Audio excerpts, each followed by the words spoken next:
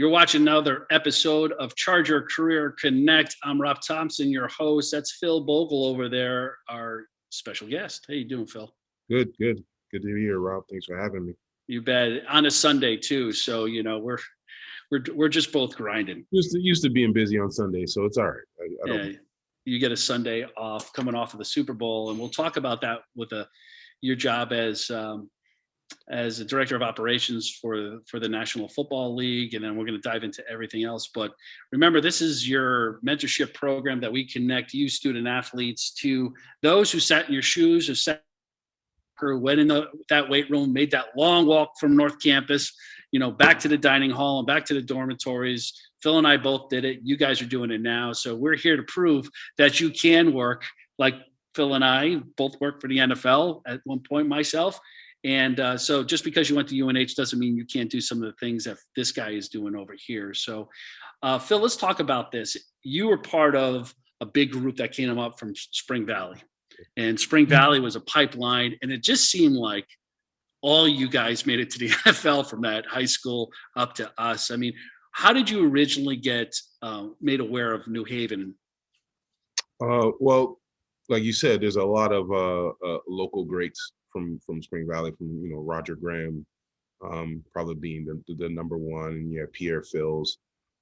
So a lot of these people were still heavily involved in our high school, and for me is I left Spring Valley and went to Syracuse, and had to leave there, and I just wanted to play football, and that was the main priority. Where can I go? Where can I just go? And I'm gonna have a great football career, and then we'll see what happens after that.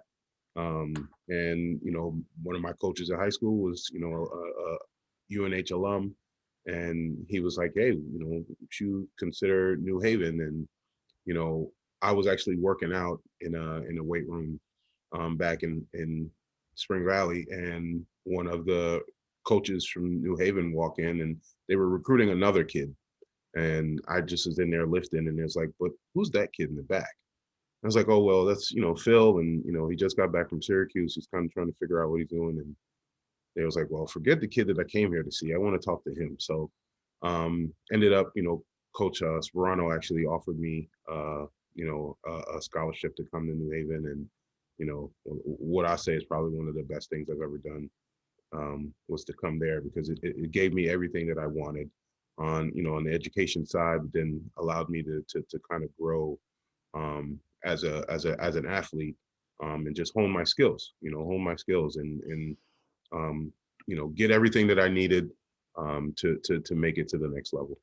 Yeah, I mean, Pierre was one of my teammates and one of my all-time favorite teammates, just an unbelievable guy.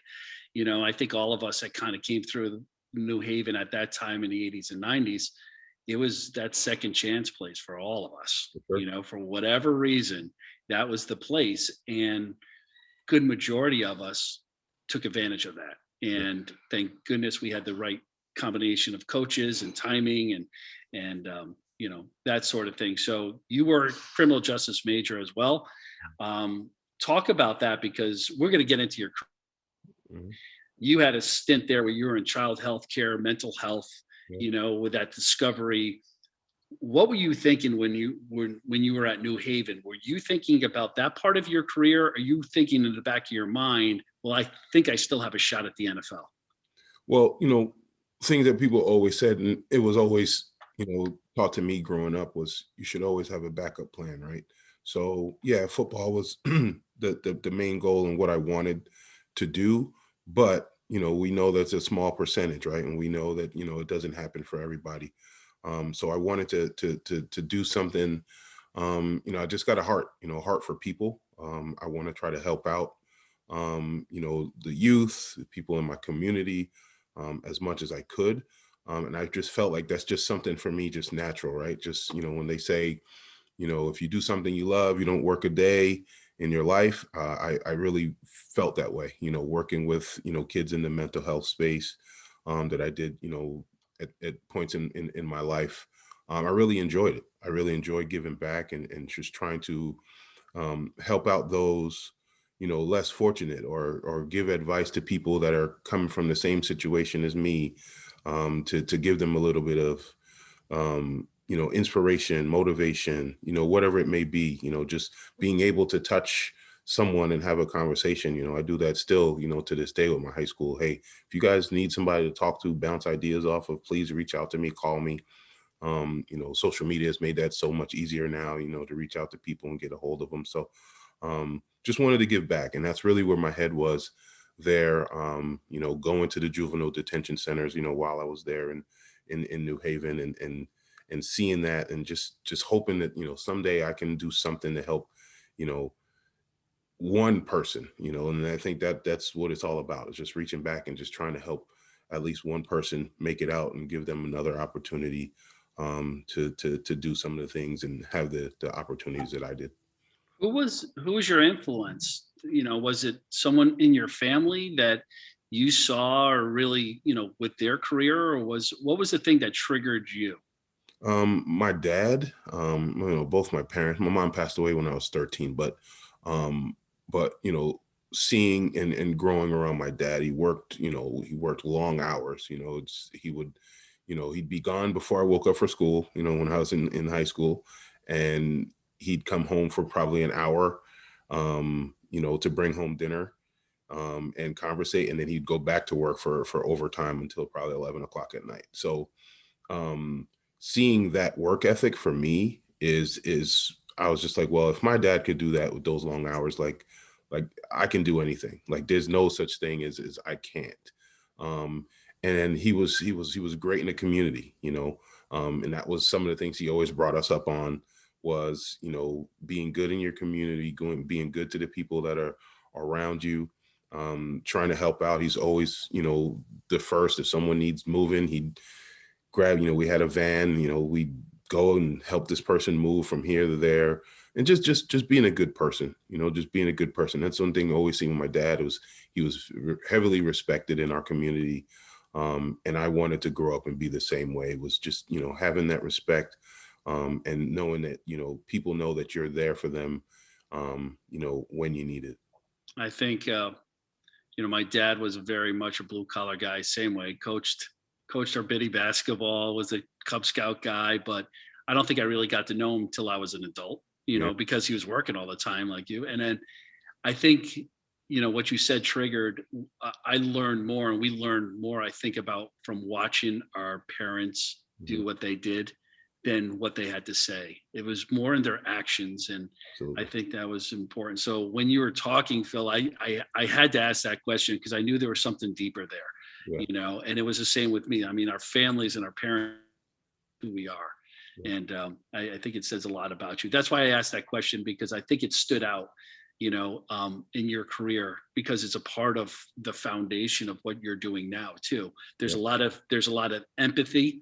There's a lot of understanding. There's a lot of, how do I help and how do I make your life better, Yeah. and it seems like that's the core of who you are internally. Absolutely. Yeah.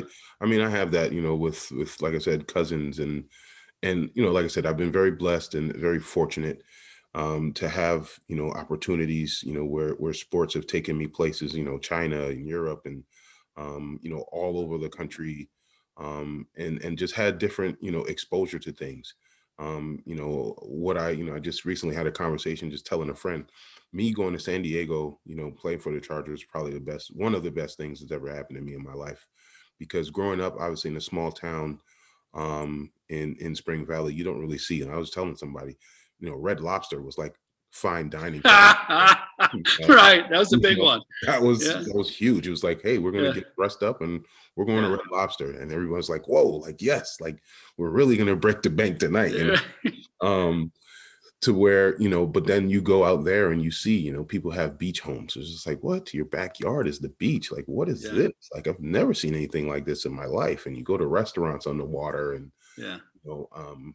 doors that are, open, they're big like castles. It's just like, just seeing that and seeing some of my teammates and how they lived, and I was like, this is what life is all about. This is the goal. Like, you want to, maybe not make it to the castle door homes, but I want to get to that level, because for me, if I get there now, I can help more people. I can help and give them some of this experience and the knowledge that I've gained from, the rooms that I'm in and the people that I'm around.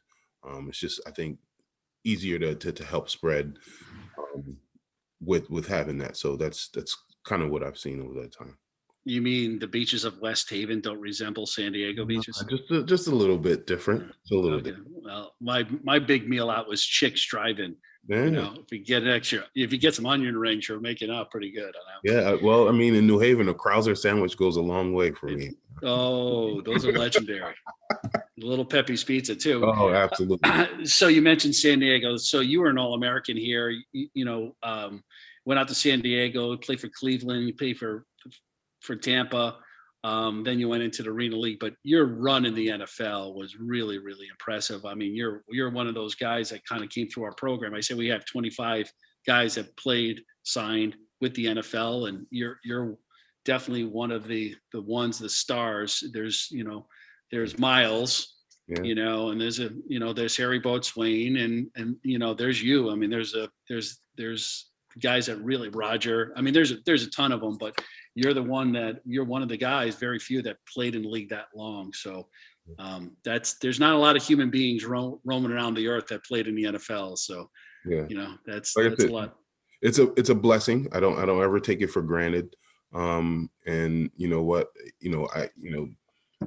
I learned so much. And then when I said I got to New Haven, I had a mission and I had a goal and I know what I wanted to do. I wanted to be a professional football player. And, I worked at it,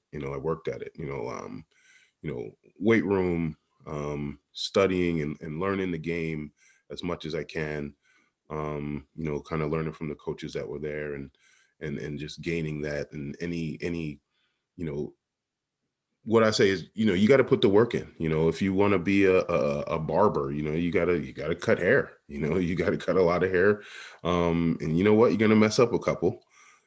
Unfortunate for those people, but you gotta make some mistakes and then learn from that, and then build off of that. And that was my goal. Every day was just like, what, I want to be the best that I can be. And with like I said, just some good fortune, meeting some really, really good people that put me in, a good position to get to the All-Star game. We had the Division II All-Star game, my senior year. And I went down there and, yeah, I was an All-American player, but I don't think people really seen my full potential. And I put it on display down there. Like I said, I really, really had, a goal. And I wanted to stand out. And at the time, I didn't have an agent and I didn't have a plan for any of that stuff. And I went down there and I pretty much dominated. You never see an offensive lineman make MVP of the game. You know what I mean? Yeah.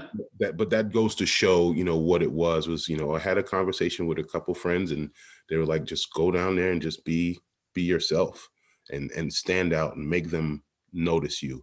And before I got there, nobody, I mean, we had a couple teams that were interested, but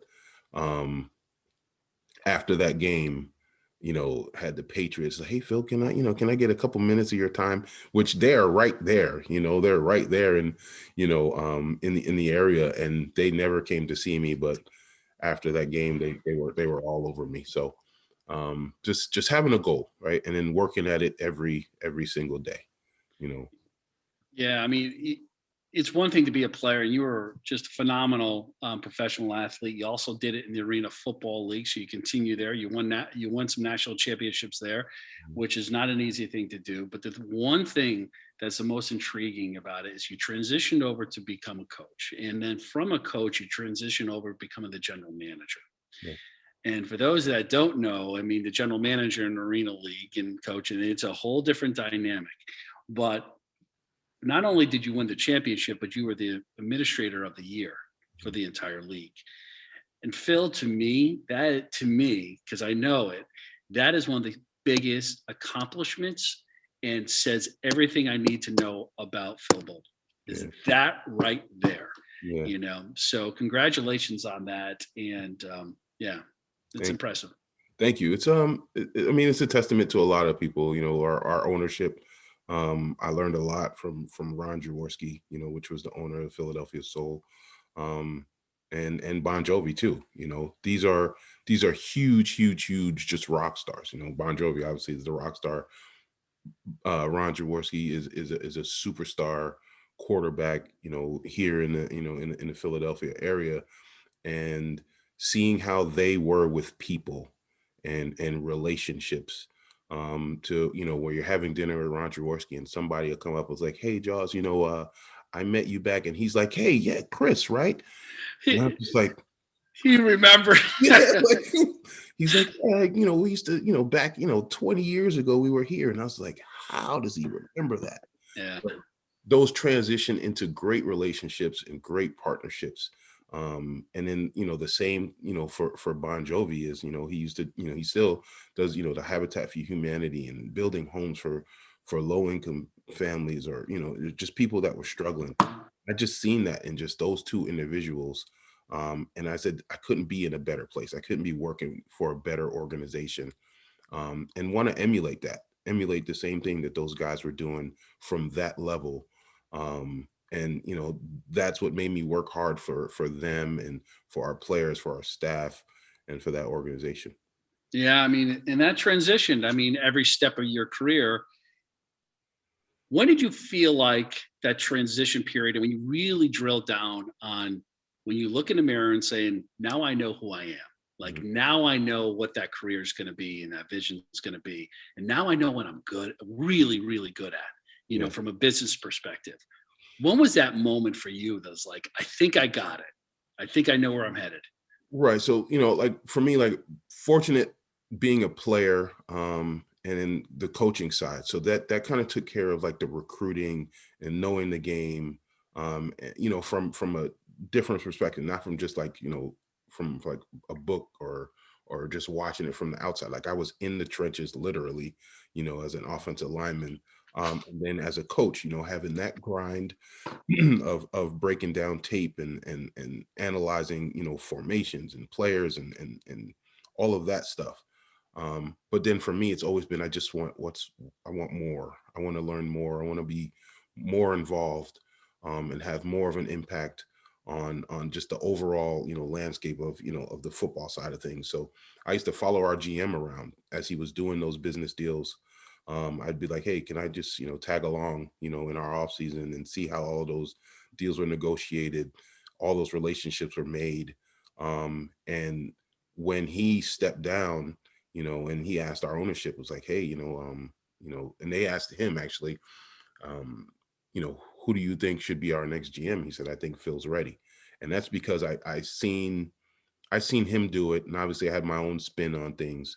But using, just like I said, the experiences that I had as a player, as a coach, I wanted more, and that was my opportunity there, and took it and ran with it. Yeah, you certainly did.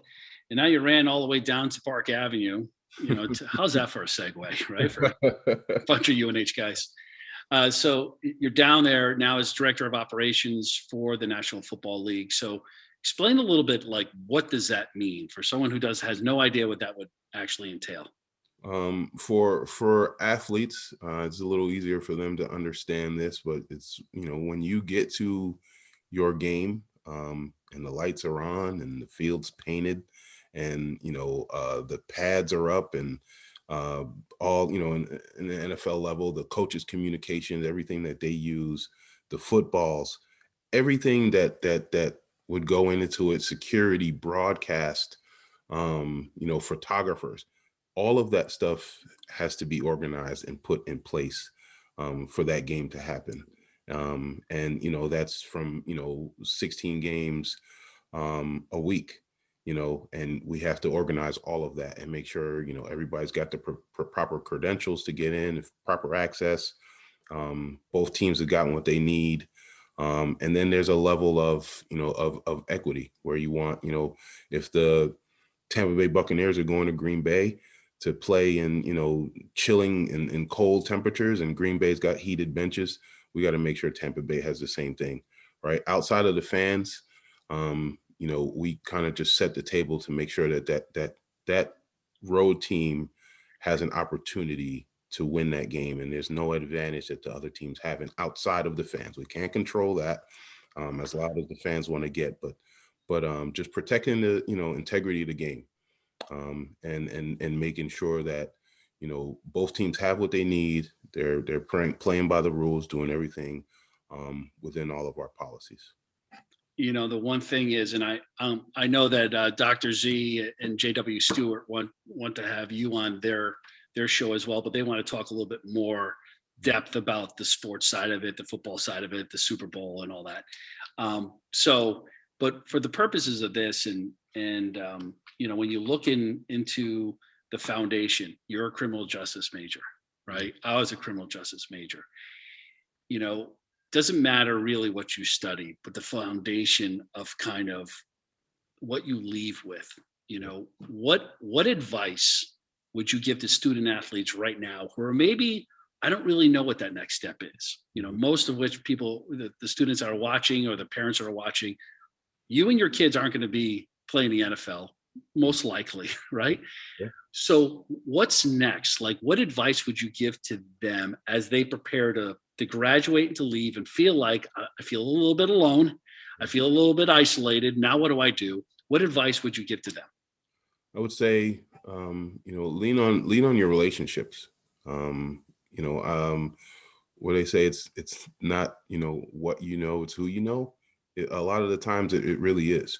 So kind of making those relationships. I know in this time, and with social media and people kind of being locked in, and like a lot of introverts, just try to build those relationships, because those are the ones that are going to give you an opportunity. People hire who they know, people hire who they like, and that's really what it is. Every step of the way, and every success that I've had, it's come from a relationship that I've built from somewhere else.